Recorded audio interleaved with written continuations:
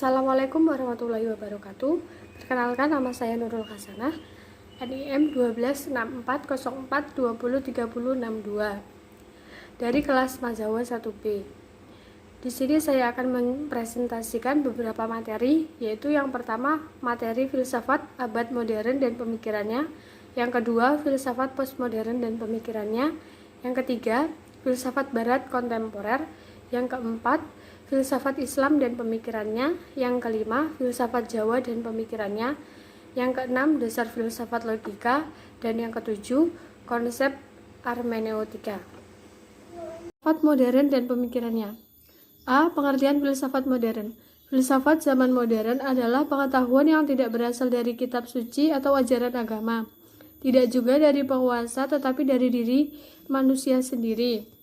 Aliran rasionalisme beranggapan bahwa sumber pengetahuan adalah rasio. Aliran empirisme sebaliknya meyakini pengalaman sumber pengetahuan itu, baik yang batin maupun indrawi. B. Sejarah filsafat modern. Sejarah filosofi terdiri dari 3 periode, yaitu 1. Periode klasik sebagai kelanjutan era kuno yang dimulai dari Athena, Alexandria, dan pusat-pusat pemikiran Helenistik dan Roma. Yang kedua, periode pertengahan. Yang ketiga, periode modern yang memperlihatkan periode postmodernisme. C. Perkembangan filsafat modern. Pada masa modern, perkembangan yang pesat pada bidang ekonomi, hal ini dari kota-kota yang berkembang menjadi pusat perdagangan, pertukaran barang, kegiatan ekonomi moneter, dan perbankan. Kaum kelas menengah melakukan upaya untuk bangkit dari keterpurukan dengan mengembangkan suatu kebebasan tertentu. Dari sudut pandang sejarah filsafat barat, melihat bahwa masa modern merupakan periode di mana berbagai aliran pemikiran baru mulai bermunculan dan beradu dalam pemikiran filosofis barat. Filsafat barat menjadi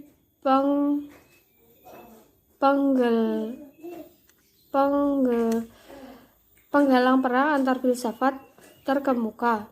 Ilmu pengetahuan pada masa modern ini dibagi ke dalam 3 zaman atau periode tertentu, yaitu 1. Zaman rasionalis atau Renaissance, zaman pencerahan budi.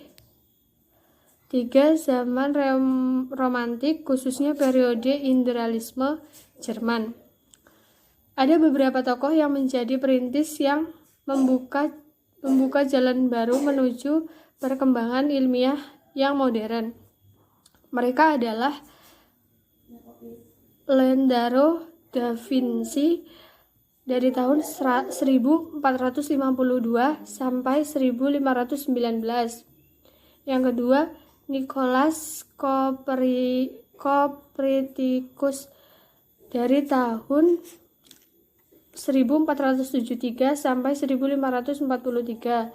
Yang ketiga, Johannes Kepler dari tahun 1571 sampai tahun 1630, dan Galileo Galilei dari tahun 1564 sampai 1643. Sedangkan Francis Bacon dari tahun 1561 sampai 1623 merupakan filsuf yang meletakkan dasar filosofinya untuk perkembangan dalam bidang ilmu pengetahuan. Dia merupakan bangsawan Inggris yang terkenal dengan karyanya yang mengganti teori Aristoteles tentang ilmu pengetahuan dengan teori baru.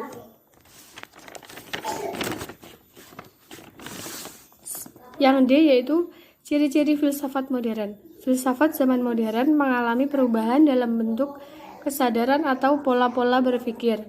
Sebagai bentuk kesadaran, modernitas dicirikan dengan 3 hal, yaitu 1. Subjektivitas, 2. Kritik, 3.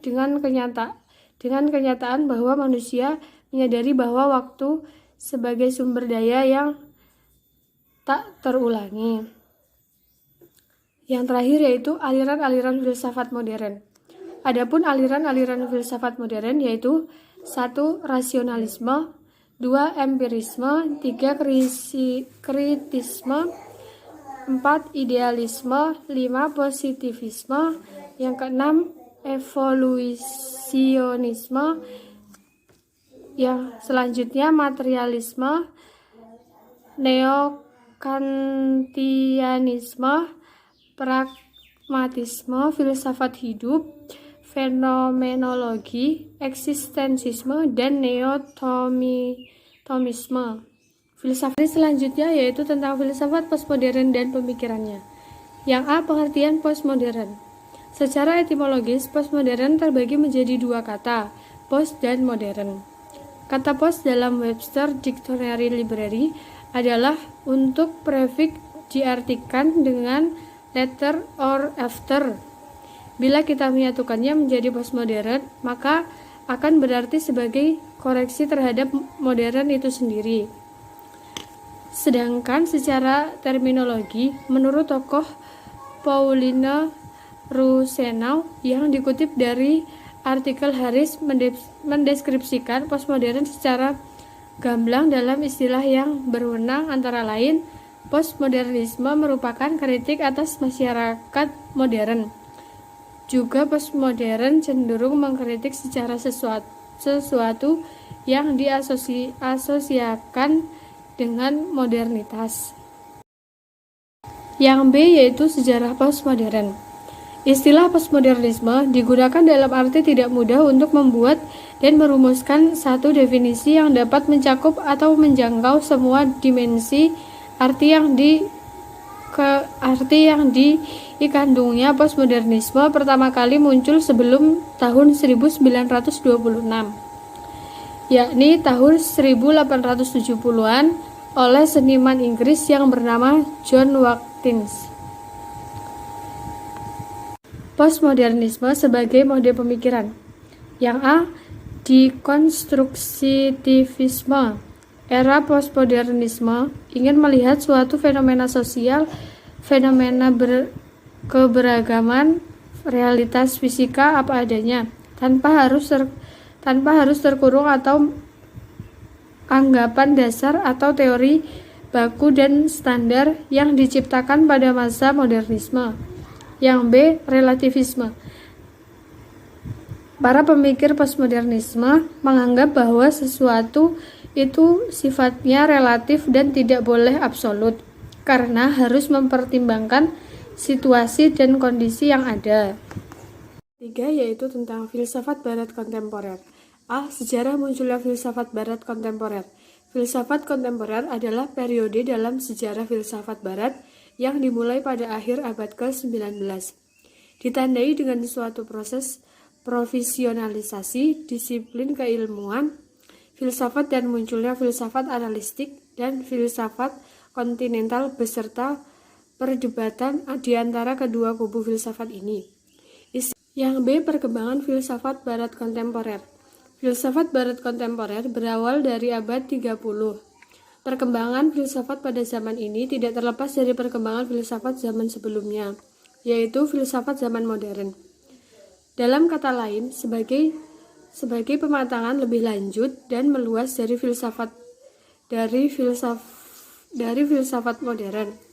Hal ini ditandai munculnya berbagai gerakan pemikiran yang muncul pada abad 19 dan pada abad 20.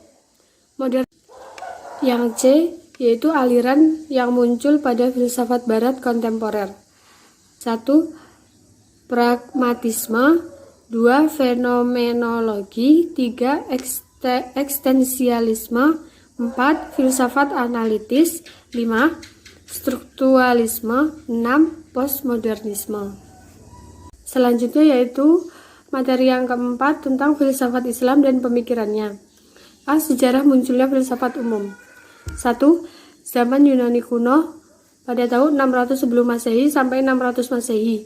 Kelahiran filsafat ditandai oleh runtuhnya mite-mite dan dongeng-dongeng yang selama ini menjadi pembenaran setiap gejala alam. Ada dua mite yang berkembang pada waktu itu, yaitu mite kosmologis yang mencari asal-usul alam semesta dan mite kosmologis berusaha mencari keterangan asal-usul dalam semesta. Yang B yaitu filsafat klasik di dunia barat. 1. Ibnu Rusyad, salah satu hasil pemikiran filsuf muslim di barat adalah pemikiran dalam bidang hukum.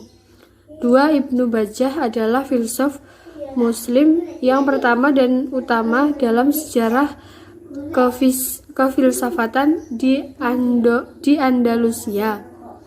Yang ketiga, Ibnu Tufail. Suatu karya Ibnu Tufail adalah Hayy bin Yaqzan atau Kehidupan Anak Kesadaran. Buku ini telah berabad-abad menarik perhatian peminat filsafat. Yang C yaitu perkembangan filsafat Islam di abad modern. Filsafat modern ditandai dengan karakteristiknya dengan lahirnya aliran-aliran besar filsafat yang diawali oleh rasionalisme dan empirisme. Selain kedua aliran itu, juga akan diketengahkan aliran-aliran besar lainnya yang ikut berperan mengisi lembaran filsafat modern, yaitu idealisme, materialisme, positivisme, fenomenologi, eksistensiisme, dan pragmatisme. Ada pula filsafat abad modern. Pada pokoknya ada 3 aliran, yaitu 1. Aliran nasionalisme dengan tokohnya René Descartes pada tahun 1596 sampai 1650 Masehi. Yang kedua, aliran empirisme dengan tokohnya Francis Bacon pada tahun 1210 sampai 1292 Masehi. Yang ketiga, aliran kritikisme dengan tokohnya Immanuel Kant pada tahun 1724 sampai 1800 Masehi. Materi kelima yaitu tentang filsafat Jawa. A. Budaya Jawa dan filsafat Jawa. Kebudayaan adalah sistem gagasan, tindakan, dan hasil karya manusia dalam rangka kehidupan masyarakat yang dijadikan milik diri manusia dengan belajar. Kebudayaan berarti segala apa yang berhubungan dengan budaya berasal dari perkataan budi yang dengan singkat boleh diartikan sebagai Jawa manusia yang telah masak.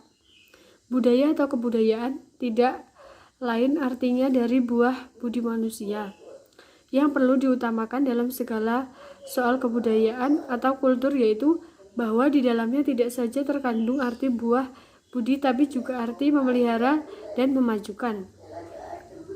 Unsur-unsur kebudayaan yang ditemukan pada semua bangsa di dunia. Terdapat 7 unsur kebudayaan, yaitu bahasa, sistem pengetahuan, organisasi sosial, sistem peralatan teknologi hidup dan teknologi, sistem masa pencaharian hidup, sistem religi, dan kesenian.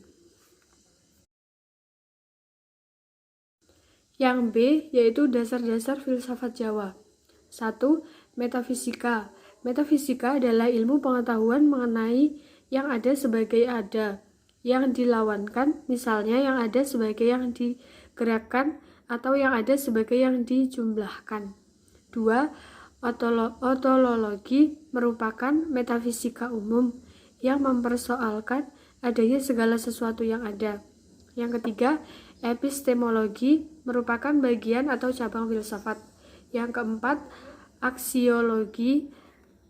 Dasar-dasar aksiologi dalam filsafat Jawa dapat dilihat dalam serat Centini yang bermuatan nilai yang tinggi sebagaimana digambarkan oleh kemajuannya, yang menyatakan bahwa serat Centini berisi segala sesuatu meliputi kehidupan orang-orang Jawa, lahir dan batin, filsafat, kebatinan, agama, hingga ketuhanan yang rumit, mencakup tradisi, kekayaan alam, adat kebiasaan, kepercayaan, kesenian, hingga persoalan seks. Yang keenam yaitu materi tentang dasar filsafat logika. A. Pengertian logika.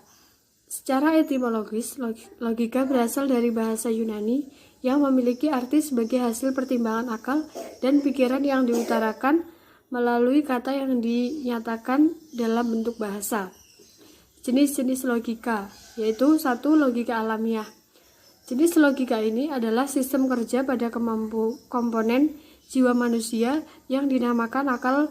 Penggunaannya akan berusaha untuk bisa menelusuri satu hal yang tepat dan lurus. 2. Logika ilmiah. Untuk logika ini biasanya lebih menyangkut dengan proses perumusan prinsip dalam konteks pengetahuan dan termasuk juga dalam perumusan hukum dan sains. Yang B yaitu pengertian predikat dan jenis-jenisnya. Dalam tata bahasa, predikat adalah bagian kalimat yang menandai apa yang dikatakan oleh pembicara. Jenis-jenis predikat. Predikat ekuasional atau penyama. 2. Predikat dengan verba bervalensi 1. 3. Predikat dengan verba bervalensi 1 atau 3. Yang C. Pengertian definisi. Definisi berasal dari bahasa Latin, yaitu definisi yang berarti menandai batas-batas pada sesuatu. Menentukan batas, memberi ketentuan batas, memberikan ketentuan atau batas arti. Materi yang ketujuh yaitu tentang konsep hermeneutika sebagai metodologi interpretasi teks Al-Quran. Yang A. Memahami hermeneutika sebagai dialektika interpretasi teks. Yang B yaitu metode pendekatan hermeneutika dalam memahami teks.